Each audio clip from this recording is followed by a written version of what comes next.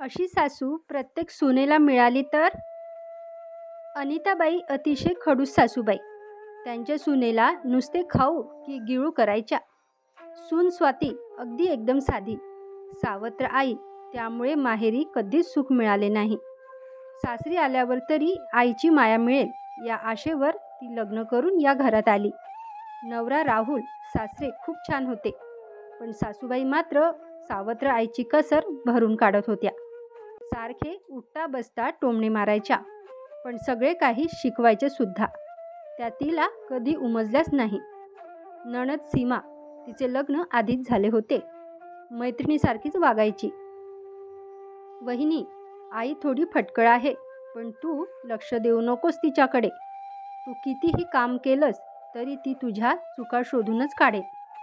आणि हो, ती वाईट म्हटली आणि पोटभर जेवली की समजून जायचं आपण. चांगले आहे, पण कौतुक करणे तिच्या रक्तात नाही. स्वाती ऐकतच बसली. तुमच्या आईबद्दल तुम्ही असे का बोलता? सीमा म्हणते, हे बघ वहिनी, स्वभावाला की नाही औषध नाही आहे. त्यामुळे मनाला लावून नाही घ्यायचे, नाहीतर त्रास हा आपल्यालाच होतो. आणि हो, दोघीही हसू लागल्या. सुनीताबाई येताच परत चिडीचूप. रागाने बघत फणकारतच गेल्या. सीमाला म्हणाल्या, अशाने नंदेचा मान कमी करून घेशील तू स्वतःच्या हाताने. सीमा म्हणाली, मला मान नकोच आहे, मैत्री हवी आहे, बहिणीचे प्रेम हवे आहे. तशा परत चिडचिड करत म्हणाल्या, काय हवं ते करा. अनुभवाचे बोल आहे ते बोलते. प्रत्येक नाते त्याच चौकटीत ठेवावे. अति तिथे माती नको. तू लक्षात नको देऊ ग आई, सोड, आम्ही आमचे बघून घेऊ. दोघी नणद भावजय मस्त बाजारात गेल्या, फिरून आल्या. सासूबाई अगदी आत बाहेर करत होत्या त्या दिवशी. जेवण व्हायचं होतं. एवढा वेळ काय करत होतास? सीमा म्हणाली, आई, जेवणाचं काय टेन्शन घेतेस? आता होईल, आम्ही दोघी नक्की करतो. तू भाजी चिरून दे बरं. लाडके लेकीपुढे त्यांचं काहीच चाले नाही. झाला तो दिवस गेला. लेक सासरी जायला निघाली. ह्याची लगबग सुरू झाली. स्वातीचा पण चेहरा पडला, कारण आता परत सासू आणि ती अशा दोघीच राहणार होत्या. स्वाती आपले काम करून बाजूला होई, पण सासूबाईंचा स्वभावच असा होता की त्यांना कटकट केल्याशिवाय करमायचंच नाही. स्वाती ओम दुर्लाक्षाय नम असे म्हणत आला तो दिवस ढकलत होती. गोड बातमी आली. तिला वाटलं आता तरी ह्या बदलतील, पण तसं काही झालं नाही. सगळे करायच्या, पण भीक नको पुत्रावर अशीच परिस्थिती होती. करायचं आणि एवढ्या वेळा बोलायचे की तिला वाटायचं काही करू नका, पण तोंडाचा पट्टा आवरा. काही वर्ष गेली. 2 मुले तिची मोठी झाली. स्वातीने आपले छंद जोपासायला आणि घर बसल्या काही ना काही उद्योग करायला सुरुवात केली. आता घरात सुनीताबाईंकडे कोणीही लक्ष देत नव्हतं. त्यांच्या ह्या स्वभावाचा सर्वांनाच कंटाळा आला होता आणि त्यांना कोणी विचारत सुद्धा नव्हते. मार्च महिना आला.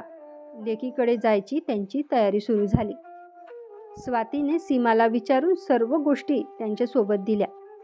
खरं तर यावर्षी सीमाच्या सासूबाई सीमाकडेच होत्या, म्हणून सीमाने आईला सांगितलं, नाही आलीस तरी चालेल, पण ऐकतील त्या कोणत्या सुनीताबाई आणि कशाला ऐकतील? शेवटी स्वतःचं तेच खरं करत सुनीताबाई लेकीकडे आल्या. मुलांची परीक्षा व्हायच्या आधीच त्या दरवर्षीच यायच्या. त्यांची मुलगी नोकरी करून घर सांभाळत असे. खूप कौतुक होते त्यांना तिचे, म्हणूनच मदतीसाठी यायच्या त्या.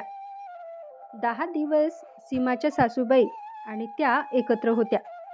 त्यांचे वागणे बघून त्यांना स्वतःची लाज वाटली, पण कबूल करणे हा काय सुनीताबाईचा स्वभाव नव्हताच.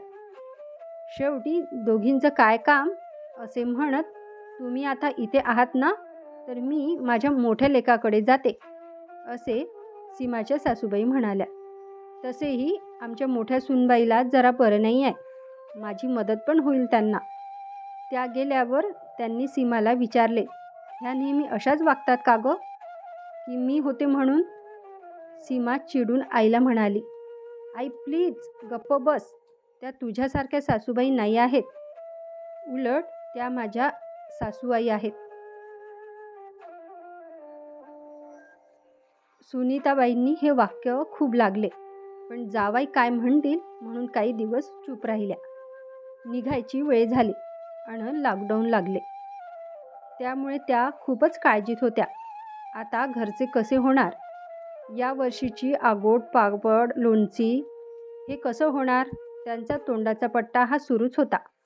सुनेच्या नावाने शंख फोडत होत्या. लेकीने किती समजावलं, अगं आई किती बोलतेस, वहिनी करेल सगळं, तिला सगळं येतं आणि ती छान बनवते.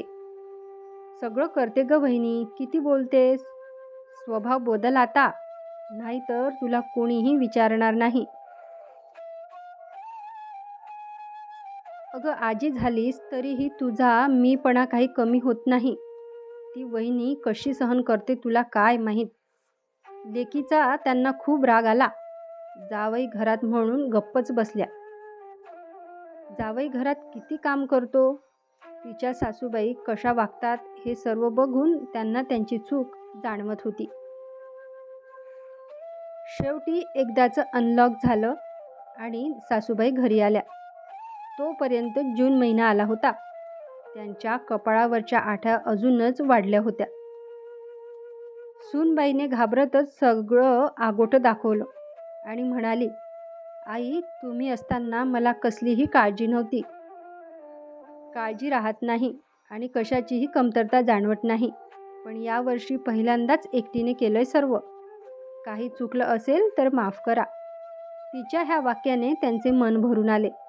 तिला प्रेमाने जवळ घेतले, तिची माफी मागितली. आजपासून तूच माझी लेक आणि मी तुझी आई. आई म्हणूनच हाक मारायची मला. त्यांच्या नात्याची व्याख्याच बदलून गेली. मराठी स्टोरी आवडल्यास नक्की शेअर करा. धन्यवाद.